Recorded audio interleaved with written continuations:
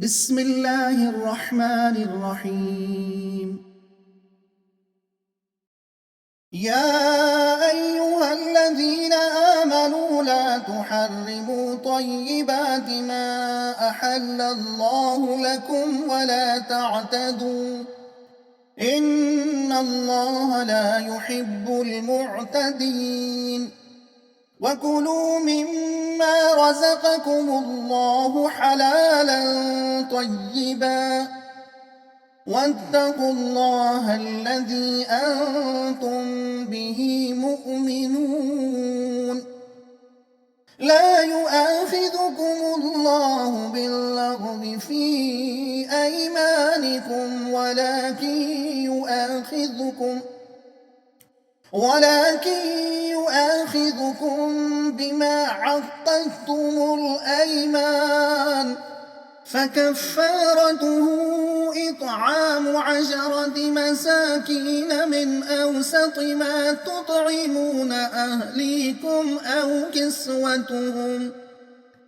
أو كسوتهم أو تحرير رقبة، فمن لم يجد فصيام 3 أيام، ذلك كفارة أيمانكم إذا حلفتم، واحفظوا أيمانكم، كذلك يبين الله لكم آياته لعلكم تشكرون. يا أيها الذين آمنوا إنما الخمر والميسر والأنصاب والأزلام رجس من عمل الشيطان فاجتنبوه لعلكم تفلحون. إنما يريد الشيطان أن يوقع بينكم العداوة والبغضاء في الخمر والميسر ويصدكم عن ذكر الله وعن الصلاة، فهل أنتم منتهون؟ وأطيعوا الله وأطيعوا الرسول واحذروا، فإن توليتم فاعلموا أنما على رسولنا البلاغ المبين. ليس على الذين آمنوا وعملوا الصالحات جناح فيما طعموا إذا ما اتقوا وآمنوا وعملوا الصالحات ثم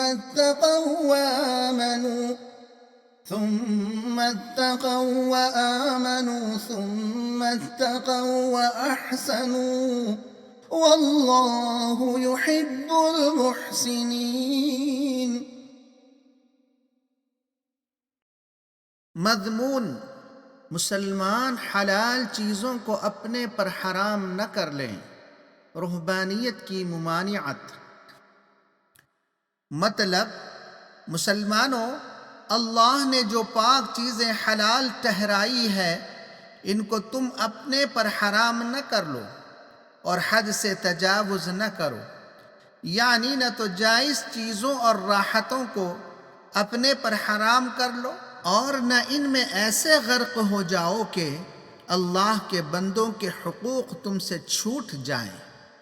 अगर किसी हलाल चीज़ को अपने पर हराम ठहराने की कसम खाई हो तो इसको तोड़ दो और कसम तोड़ने का कफ़ारा अदा करो।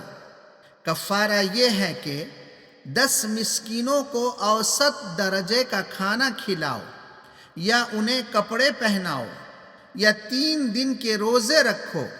ए मुसलमानों, शराब और जुआ और खुदा के सिवा किसी दूसरे के नाम पर कुर्बानी और पांसे फेंकना, ये सब गंदे और शैतानी काम हैं, इनसे परहेज करो।